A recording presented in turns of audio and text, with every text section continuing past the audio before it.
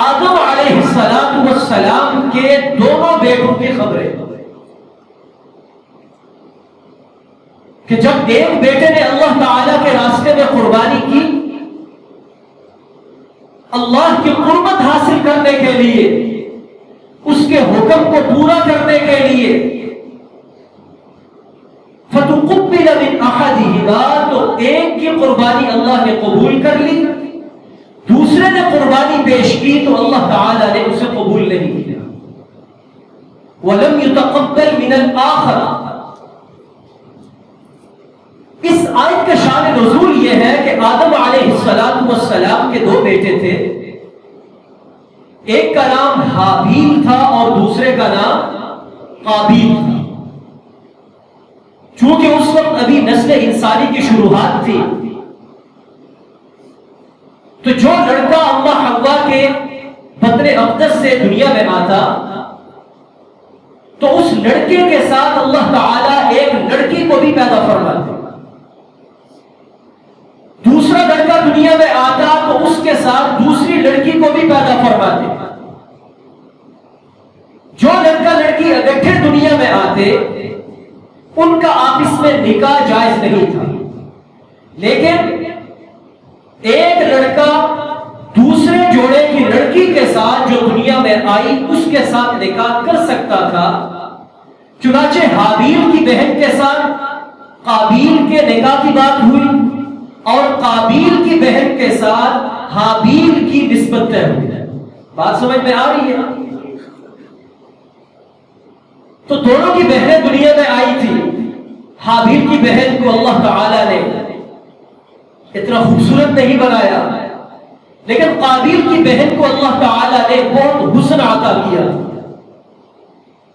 اب قابیل کہنے لگا کہ میں تو حابیل کی بہن سے شادی نہیں کروں، مجھے تو معاذ اللہ تعالی نے جو میرے جوڑے سے لڑکی دی ہے یہ بہت خوبصورت ہے، یہی کافی ہے، میں اس سے نکاح کرنا چاہتا ہوں۔ یعنی اس نے یہ حسد کیا کہ میرے بھائی کے حصے میں جو میری بہن آ رہی ہے نکاح کے طور پر وہ بڑی خوبصورت ہوگی اور میرے حصے میں جو آئے گی وہ نہیں۔ تو جب یہ جھگڑا ہوا تو آدم علیہ السلام کو اللہ تعالی نے وحی فرمائی کہ ان سے یہ بات کہیے کہ اللہ تعالی کے ہاں خوبصورتی اور دنیا کی ظاہری حسن و جمال یہ قبولیت کی علامت نہیں ہے، بلکہ اللہ تعالی کے ہاں تو مقبولیت اسے حاصل ہوتی ہے کہ جو اللہ کا قرب حاصل کرے۔ لہذا آپ ان دونوں سے کہیں کہ اللہ تعالی کے راستے میں اپنے مال کی قربانی پیش کرے۔ اب حابیل جو تھا وہ جانوروں کی افزائش کرتا تھا، مثلا اس نے بھیڑ بکریاں رکھی تھی، اور جو قابیل تھا وہ کھیتی باڑی کیا کرتا تھا۔ تو اس نے اللہ تعالی کے راستے میں حابیل نے اپنا ایک دمبا پیش کیا اور قابیل نے اللہ تعالی کے راستے میں اپنی گندم کی بالیاں اور خوشے پیش کی۔ لیکن یہاں بھی تھوڑا فرق ہو گیا۔ حابیل کو اللہ تعالی نے قدرتاً فطرتاً نیک مزاج بنایا تھا، اس نے ایسے کیا کہ اپنے بھیڑ بکریوں میں سے جو سب سے خوبصورت مال تھا اسے اچھا لگنے لگا تھا، تو حابیل نے بڑا خوبصورت دمبا جو سب سے اچھا تھا وہ اللہ کے راستے میں قربان کیا۔ اللہ تعالی نے اس کی قربانی کو قبول فرمایا، اور اس وقت قربانی چونکہ آج کل تو نسل انسانی بہت زیادہ ہے، اس وقت ایسی نہیں تھی، چند انسان دنیا میں تھے، تو زکات کا یا قربانی کا کنسپٹ یہ ہوتا تھا کہ اللہ کے راستے میں ذبح کرو، قربان کرو اور ایک جگہ رکھ کے آ جاؤ۔ اگر آگ آئی اور اس نے آ کر اس کو جلا دیا تو یہ علامت ہوتی تھی کہ اللہ تعالی نے تمہاری قربانی کو قبول فرما لیا۔ لہذا آگ آئی اور اس نے آ کر اس دمبے کو جلا کر خاکستر کر دیا، یعنی کہ اللہ تعالی نے حابیل کی قربانی کو قبول فرما لیا۔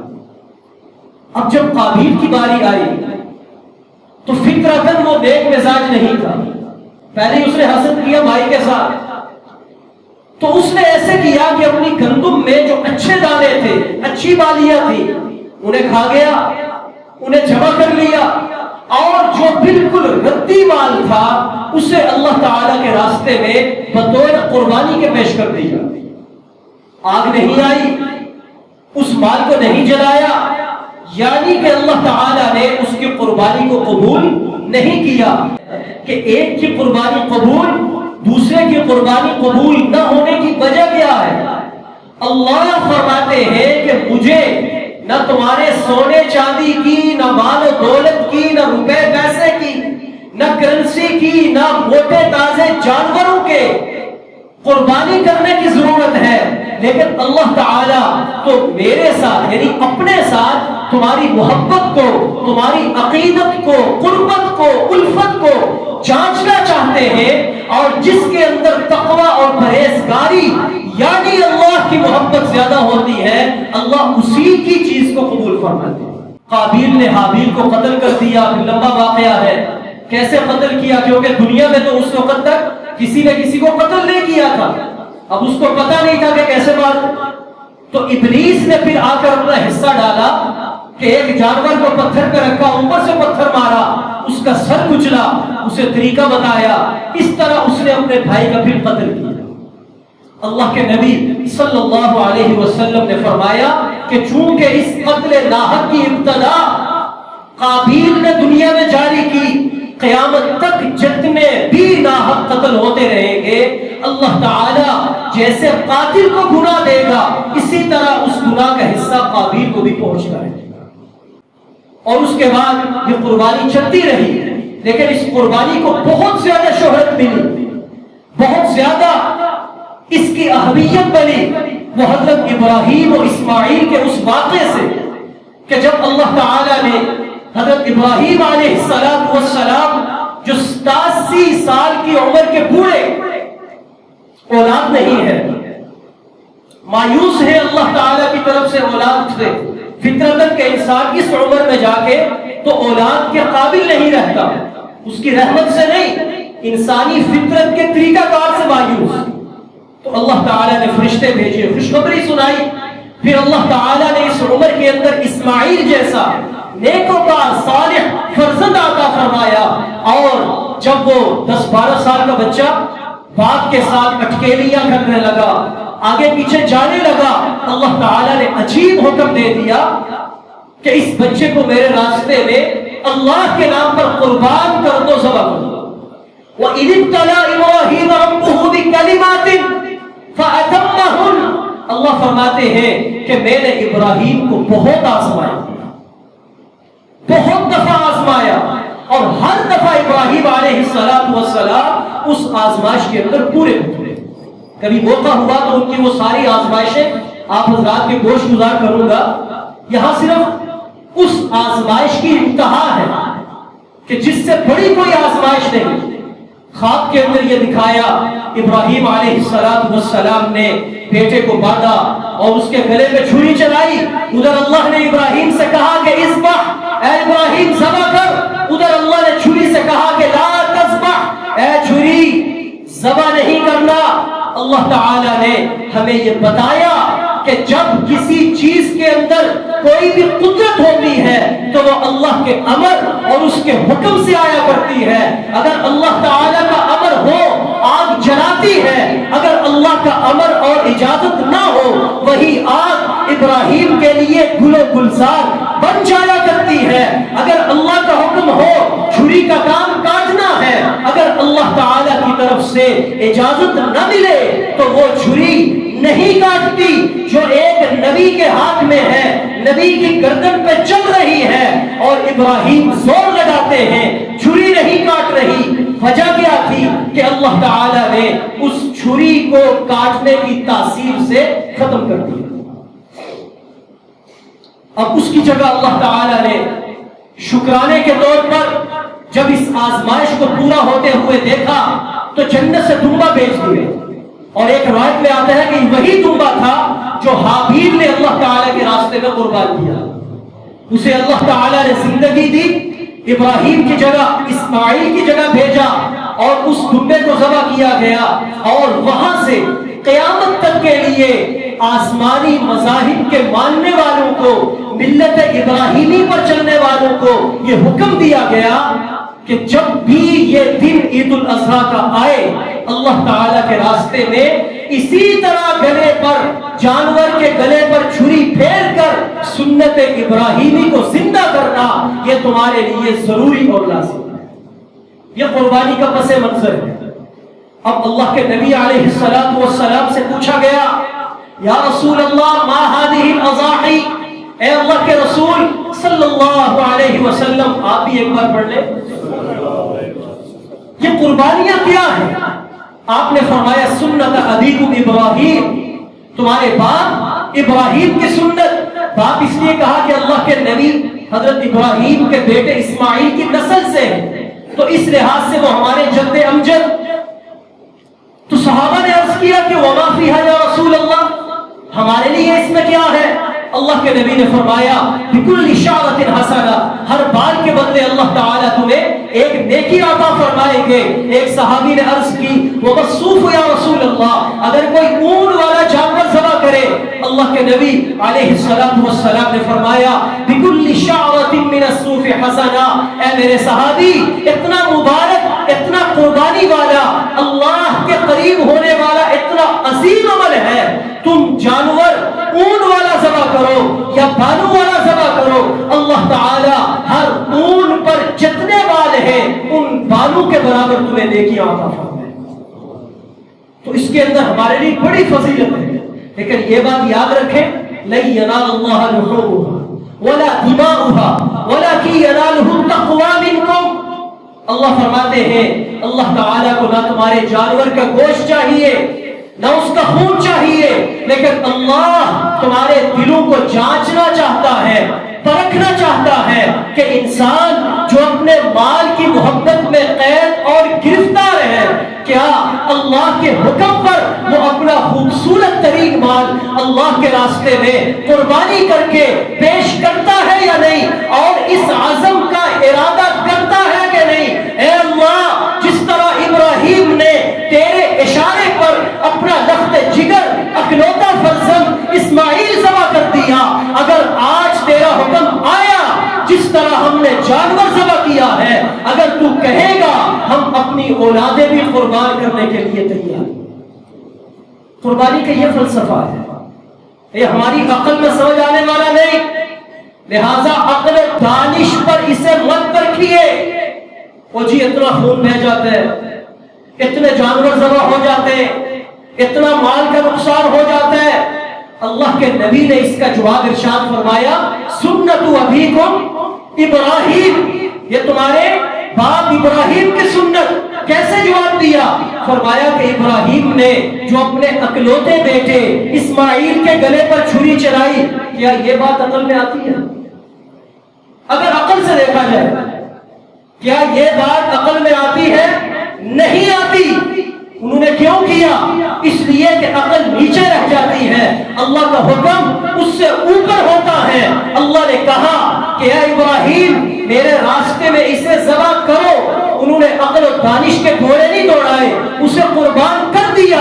اللہ تعالیٰ نے بھی ہمیں قربانی کا حکم دیا ہے، اور اس کے اندر یقیناً 1000 حکمتیں ہوں گی جو ہماری ناقص عقل کے اندر آئے یا نہ آئے۔ جب اللہ کا یہ حکم آئے تو ہر صاحب استطاعت مسلمان پر یہ لازم ہے کہ وہ عید کے 3 دن اپنے جانور کے گلے پر چھری پھیر کر اس رسم کی نہیں، سنت ابراہیمی کی، سنت محمدی صلی اللہ علیہ وسلم کی قربانی کو زندہ کرے کہ اللہ کے نبی علیہ السلام نے ہر سال قربانی کی، اور جب حجۃ الوداع کا موقع آیا آپ علیہ السلام نے ایک قطار کے اندر 63 اونٹوں کو کھڑا کیا، 63 اونٹوں کی قربانی فرمائی، اپنے عمر کے سال کی مناسبت سے کہ آپ کی زندگی مبارک 63 سال، اونٹ بھی 63، ہر جانور ہر اونٹ یہ چاہتا تھا کہ میں رسی توڑوا کے پہلے جاؤں اور اللہ کے نبی کے قدموں میں سر رکھوں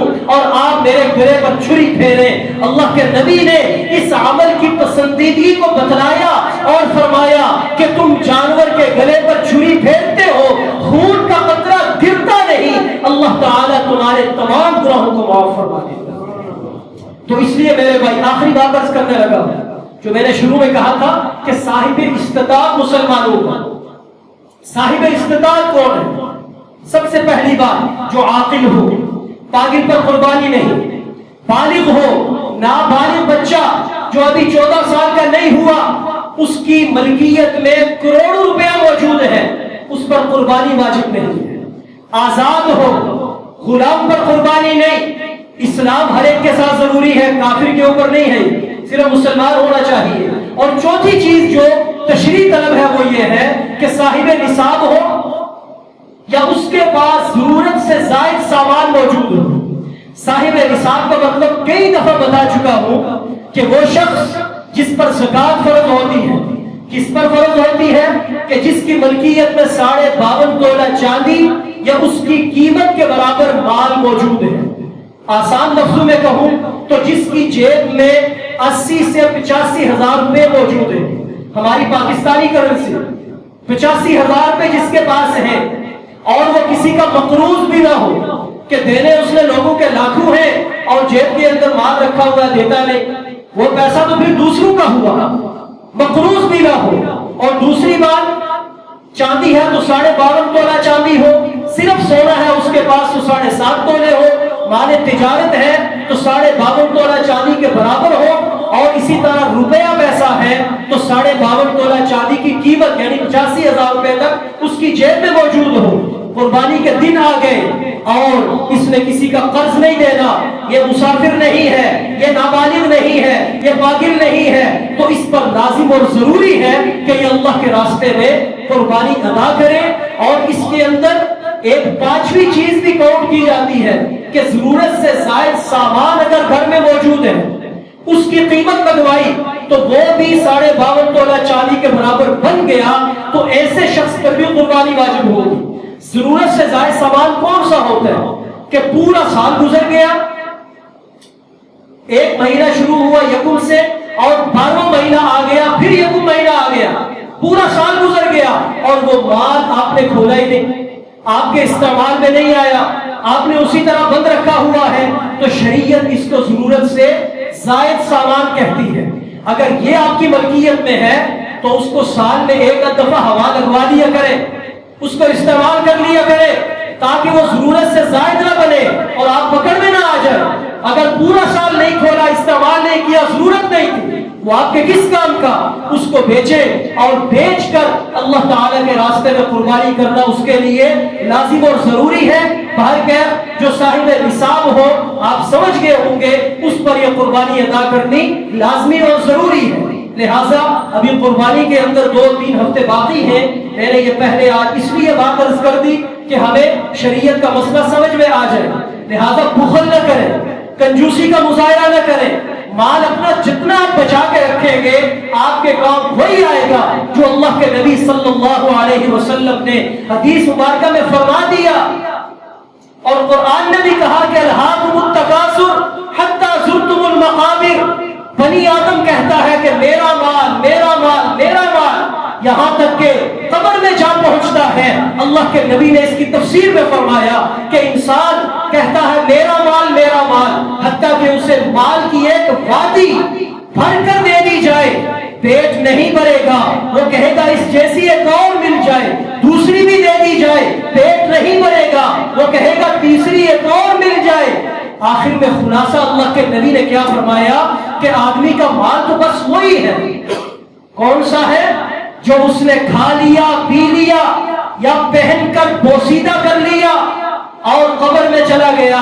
جو بچ جانے والا ہے وہ تو دوسروں کا ہے، اس پر کوئی حق باقی نہیں رہتا۔ آپ قبر میں اتریں گے، ورثاء کہیں گے ترکہ تقسیم کرو، میت کا ترکہ تقسیم کرو، یہ نہیں کہیں گے کہ فلاں سیٹ صاحب کا مال تقسیم کرو، کیونکہ آپ قبر میں گئے وہ آپ کی ملکیت سے نکل گیا۔